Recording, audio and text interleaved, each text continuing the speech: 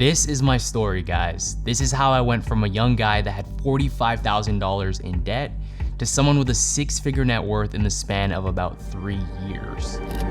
Just turned 27. I'm honestly living the dream. Now, my name is Dennis, and most of you guys watching this video don't know who I am yet because I am literally manifesting to the YouTube algorithm gods that this video gets picked up and it just reaches as many people as possible, because today I'm gonna be giving you guys my blueprint. Also, shout out to the OG subscribers. So I'm 27, or I just turned 27, and I'm honestly living the dream. Like, it feels a little bit weird to kind of say that, but it's true. I was blessed enough last year to quit my corporate job, a really good corporate job at that, to follow my passion of just creating content on things that I care about. I know that a lot of people typically make these videos once they've got like millions and millions of dollars in the bank that they made from like drop shipping, Forex, crypto, day trading, real estate, whatever. But I also feel like it's really important for us to appreciate the journey along the way, right? Like, if I think back to some of the people that I've always looked up to, sure, it's great to see their end result and where they are now, where they're stress-free, you've got the full picture, everything looks great. But it would have been really, really great to see some of the milestones alongside that journey. Now, one of my favorite quotes from a really, really famous philosopher is, "Money isn't everything, not having money is," which kind of brings us to the start.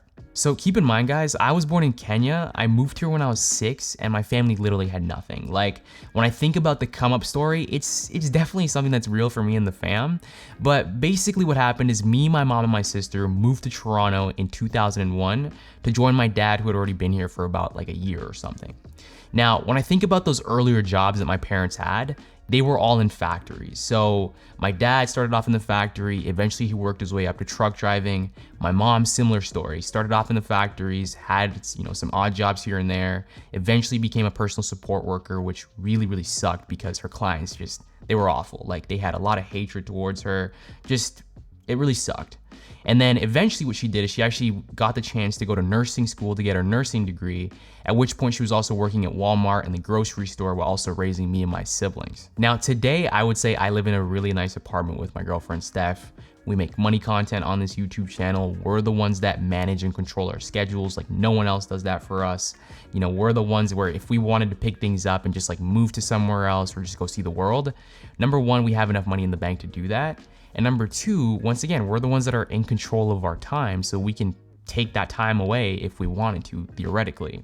And I think that's the root of what most people want. I feel like most people either want their time back or they at least want to be in control of their time. Now, there's a ton of different things that really do impact how we view our lives, right? And if we go back to the beginning from when we were all kids, just as we're learning to process our surroundings and we're hearing different things and we're seeing different things, all of these different things can really impact how we tackle the world. Like, for example, I remember when I was a kid, at some point I vowed to myself that I was gonna be rich, but we'll get into that in a second. See, for me, when I was a kid, when my mom told me that we were moving, I was super, super excited. And the reason that I was really excited was because of everything that I had seen on TV. So anywhere from cartoons to even like these daytime dramas that my grandmother would be watching whenever she was watching me. The one thing they all had in common was the fact that they were all from the States. To me at that time, I was like, this is great. Like, we're moving to the land of opportunity. We're moving to America. This is awesome. Now, keep in mind that my childhood brain at the time couldn't actually comprehend or understand that we weren't actually moving to the States. We were actually moving to the country above the US. But for me at the time, all that was the same. Anyways, when we got here, right away, life sucked. And I mean, like, really, really sucked. We were living in shitty apartments in shitty neighborhoods, and I hadn't even mastered English yet, let alone like getting used to the adjustment of just like everything, especially when you're a kid. And ultimately what happened is I failed grade 1. They had to hold me back. Like, I remember just being so frustrated with everything. I didn't fit in at all at school. I didn't have nice clothes. I didn't have nice shoes.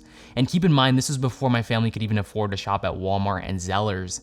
And that's a huge throwback for all the Canadians out there who remember that store. But basically, we would go shopping at either the Goodwill or the thrift store. And keep in mind, once again, this was also before that was even a cool thing, like a cool hipster thing to do. I also remember just never having any money whenever my friends would go out for food. And even if my mom gave me like $10, my goal would be to use as little of that as possible because I knew that we needed the money. Anyways, all of this pretty much led to me vowing to myself as a kid that I was gonna be rich one day. Like hands down, I'm gonna be rich one day. I knew that this feeling that I had inside of me, it didn't feel right, it didn't feel good. All we ever talked about was how we didn't have any money. I just seeing your parents stressed out all the time, it just really, really sucked. And this kind of led to how I first discovered my first dream job at the age of 10. You know, it's funny because I used to watch a lot of TV and movies back in the day, and if there's one thing that I've found in common in a lot of the shows that I was watching, was that the rich person or the person that looked like they were living the best life was the businessman, hands down. So to me, that was the answer. Be the guy who wears a suit every day and who, for the most part, you don't really know what they do, but they look like they live a stress-free, like anxiety-free life, basically. So I remember looking into different jobs, looking into different like business positions that I thought, number one, made the most money, and two, actually made sense for me. So I remember meeting this one guy through my parents who told me that he could introduce me to a CPA and a CFA to kind of pick their brains. Now, meeting the CFA, on the other hand, this was a guy that was in investment banking. So he was making like 300K a year, you know, looked like he was living the dream. And to me, I was sold. So my first job was actually working as a paperboy, and the reason I got this job originally was because I wanted to have some like pocket money, right? If my friends were going out for lunch, I knew that I'd at least have like a couple dollars to spare.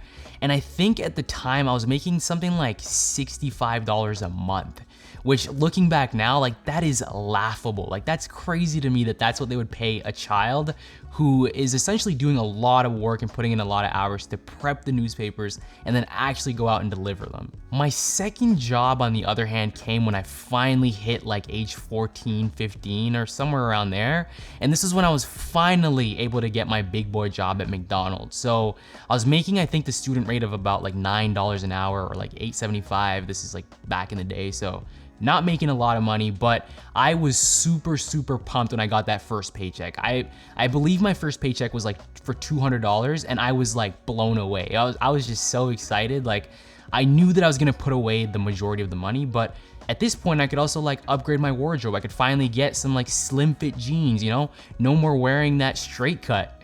Now, while I was at McDonald's, this is honestly where my entrepreneurial side came out. So I knew that I wasn't making that much money, and I also knew that I was trading time for money, which I understood didn't really make sense. So this is when I started thinking of different side hustles, and my first one was flipping things. Somehow I got this like bright idea to just like go out and start finding things and just flipping them. So I started off kind of small with clothes, did that for a while, and then eventually I moved on to blackberries. So blackberries were like really, really hot at this time, and what really sucked for a lot of people was that on the secondary market, so if you're going on like Facebook Marketplace or whatever, there weren't any phones. So I knew that if I could find phones for a cheaper cost than what the market value was, then I could then flip them and make a solid profit. So now I did that for a while until I had this one incident where one of my suppliers just like completely scammed me, and then I had to I was forced to shut the operation down.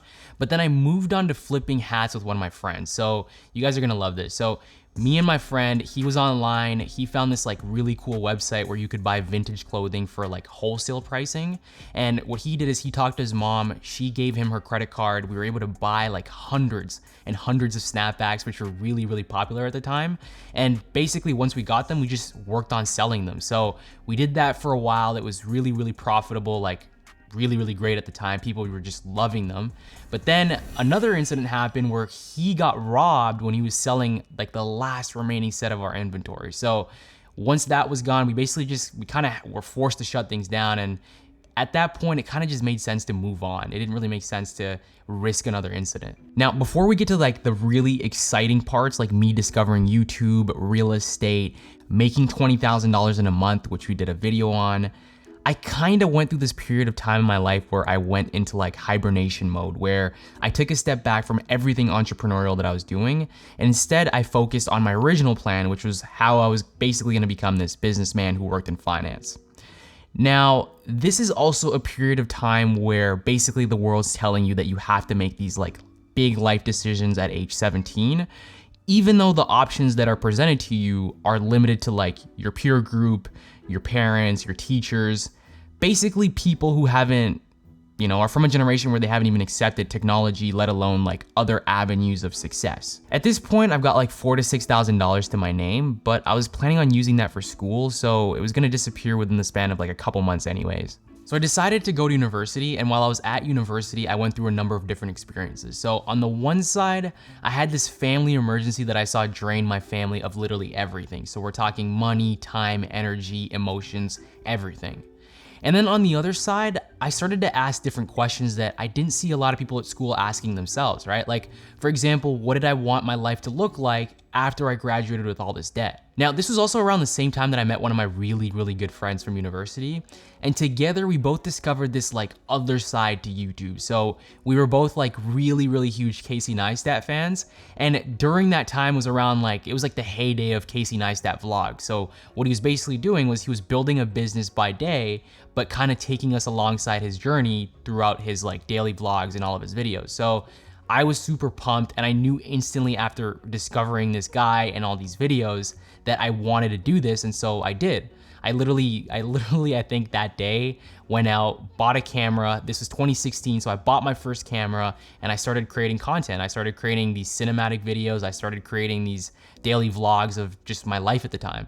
Now, once I finished school, I was technically on my original path from when I was a kid, but I knew that I needed to find something that was gonna propel me forward even faster. Like, I didn't really care about what everyone else was doing, like the people that I went to school with or even friends, which was basically settling into their new lives of, waking up in the morning, going to work, maybe going for drinks with friends, going to the gym, and then going to sleep, waking up and doing it all over again and repeat and repeat and repeat.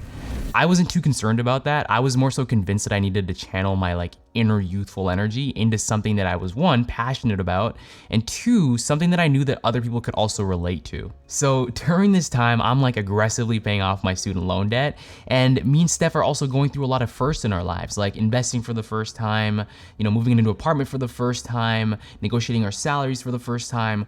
All of these firsts that I knew that no one else was talking about at the time. And to me, I kind of said, you know what, like this is the stuff that we need to share and also document the journey on. And I know I say this all the time, but this is kind of like this light bulb moment in my mind where, I look at all the people that I love and care about in my life who are a lot older than me, who didn't grow up during a time where there was this like wealth of knowledge on the internet. And I wholeheartedly believe that if they had access to any of that knowledge, that could have been like the biggest game changer in their lives. So for the most part, I would say our YouTube channel grew pretty slow, but then we had this like one video that really took off. And then all of a sudden we had this like influx of just like new subscribers and this new audience that was watching like all of our videos. And I will say at the time, in terms of our careers, me and Steph were also doing really, really well. Like we're both making around $80,000 each at our jobs. And at that time, the passion just kind of kept growing and growing, so we kept pushing out more content. And before I forget, we were also featured on CNBC's Millennial Money, which you guys know, Graham Stephan and Patricia Bright also reacted to, which eventually also grew our audience, and we had this like newfound audience as well that was checking out our videos. Now in 2021, this is when things changed. Like this is when me and Steph actually started having those conversations about going all in on YouTube and just going like super, super hard. Now, in terms of our careers, this was also around the same time that we were just absolutely killing it. Like Steph was killing it. She had grown her salary by like $40,000 in 3 years. She had switched teams, she had switched companies. I was pretty much ready for like the next phase of my career, which was like a senior strategy role in New York. So overall, things were looking really, really good. Anyways, at this point, Steph's got like 50K saved up in the bank. I've got 30K. The business itself has around like $40,000. And overall, we're growing. So this kind of leads us into like the start of my real dream job. Now, honestly, I'm at a place where the future's just looking really, really bright. Like we're on track to do really well income-wise this year. So keep an eye out for that video. It is coming soon where we do a solid breakdown of just like how much we've made. That's gonna be huge for us. Another thing that I wanted to mention is that we got this comment the other day that really got me thinking.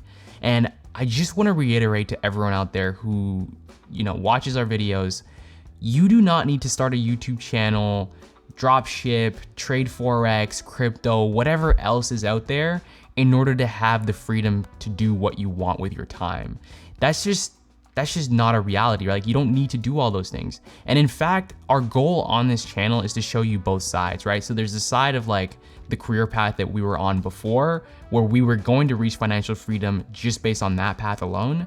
And then there's this other path that we're on right now, where it's us actually building something from the foundation and, you know, trying to go from there. Like, look at it this way. If me and Steph hadn't been so aggressive in our corporate jobs, especially when it came to moving up and moving up with a purpose, that purpose being to make more money, we probably wouldn't have had the guts to actually go all in on something different or something that we were working on ourselves, right?